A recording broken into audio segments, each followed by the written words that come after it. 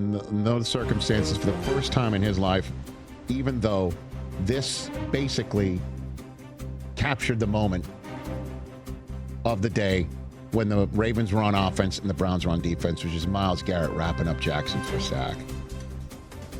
And then, weird stuff like Mark Andrews scoring on a spinorama fake tush push. That play was undeniably amazing. sick. Yeah, that was awesome.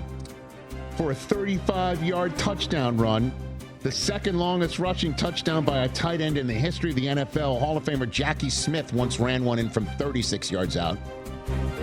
Is that Cowboy Jackie Smith or Cardinal? Great question. And Mark Andrews also passed Derek Mason to be the all-time receiving yards holder in the history of the Ravens. Oh, wow. As Andrews joins Jason Witten, Travis Kelce, Antonio Gates, and Ozzie Newsome as the only tight ends to lead a franchise in career receiving yards. That happened. So did Dylan Gabriel having a concussion and Shedeur Sanders coming in the game. In a game in which the Browns were winning. In a game where Myles Garrett became the first player since individual sacks became an official stat to have 14 or more sacks in 5 straight seasons.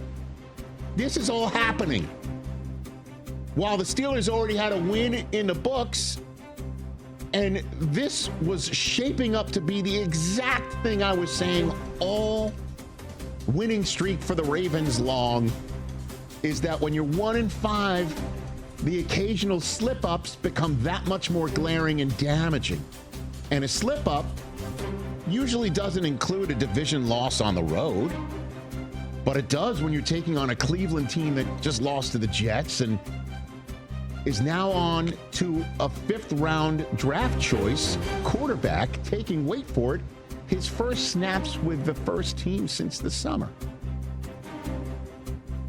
But that's when you lean on Derrick Henry, who broke a tie with Eric Dickerson and Jim Brown with his 42nd career game with 100 or more rush yards and a rushing touchdown in the history of the NFL, including the playoffs. He now has 42, 5th most all-time, 1 behind Barry Sanders, 2 behind LaDainian Tomlinson, 6 behind Sweetness, but wait for it, TJ, 21 behind Emmitt Smith.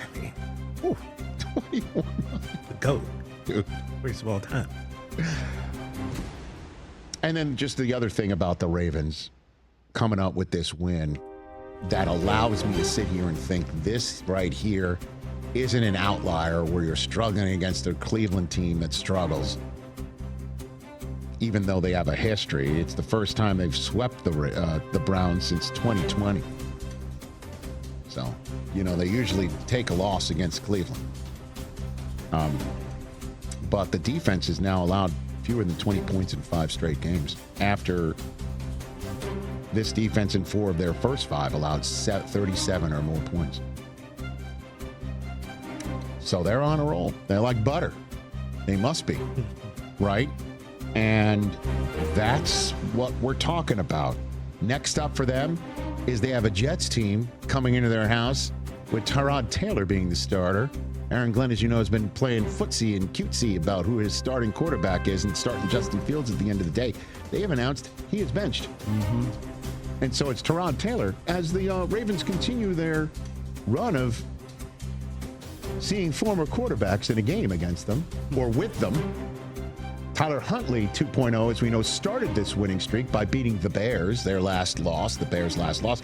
And they've already seen Joe Flacco, who they might see again on Thanksgiving night. And now here comes Tyrod Taylor. Somewhere Kyle Bowler's like, am I getting a start? Kyle Bowler. So Good one. This looks good for the Ravens to be above 500 and on a roll.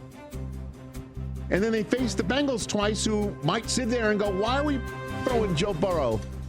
I wanted to bring that up earlier. Joe Burrow's not playing against. Why they have to sit here and think? Why are we going to play him against a defense that's suddenly? Well, they're going to be out of it. They're going to be like 3-10. They just knocked Dylan Gabriel out of the game, and I know Joe Burrow's bigger and stouter, but hey, man, they are coming for you. And the Ravens have yet to play the Steelers, and the Ravens have yet to play the Bengals. Browns. The next game that the Ravens might not be favored in to win is New England, remarkably. But one by one, because you never know what can happen, as we saw in Cleveland. For sure. Now let's just talk about the Browns. Kevin Stefanski's already said it's Dillon Gabriel's job if he clears concussion protocol. And I listen, man, I'm obviously biased. I always come out and say, I feel for Shedeur. I really do. He never thought in a million years this is the way he'd be born into the league. His draft is still, and always will be, I think. And I once upon a time saw a first-round pick fall in the draft because he was on the Pineapple Express with the videos showing about Larry B. Tunsil. I thought that was the strangest draft I've ever seen of a one player, but that just lasted half a night. Shedeur's, as we know, lasted 3 days, to the point where even my mom is asking, what's up with Dion's son? And that's the way he's born in the league. And he finally gets into a game for the Cleveland Browns. And it's like, okay, kid, protect our lead against the Baltimore Ravens defense. Go ahead and protect our lead when you haven't taken a snap since the summer with these guys. Oh, and that's number 0. Just key on Roquan Smith. Just look where he is. Oh, and number 14. Look where Kyle Hamilton is. Oh, and while you're at it, this is a Ravens defense, I just said, that has not given up more than 20 points in 5 straight games, and no other team in the NFL has a 4-game win streak in which they've given up 20 or fewer points. No one's got more than that, and the Ravens have now got 5 games this season like that in a row, and they've won 4 of them. Okay, Shedeur, go do that. And at one point, he did put a ball, when he's running for his life, right on his receiver in the end zone, and it got broken up by, I wish I could recall which corner it was, but it was a nice play, but he put the ball right where it needed to be for a go-ahead score. Somebody also ran around and took bad sacks and had a pick. Of course, what do you expect?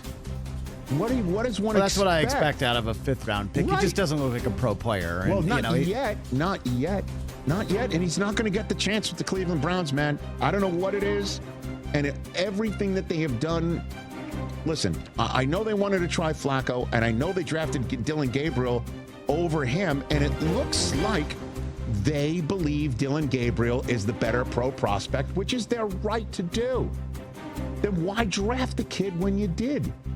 And they've been pushing back nonstop ever since the moment in the draft when Shedeur got drafted by them, and the coach and the GM are captured on their team's draft cam looking like they were just told something happened to their dog.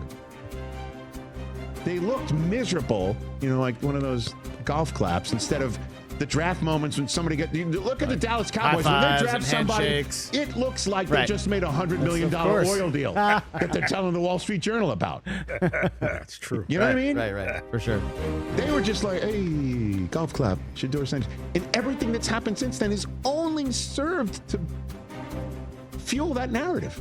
But it's not their job to unfuel the narrative. It's their job to win games with the quarterback that they feel is their guy. Right. Shedeur had this to say after the game. Apparently, he went in the locker room and took responsibility for the loss. I don't think I played good. I don't think I played good at all. I think it's a lot of things, we need to look at, during the week and go and just get comfortable even throwing routes, with Jerry and throwing routes with all those guys. So I think that was my first ball to him all year.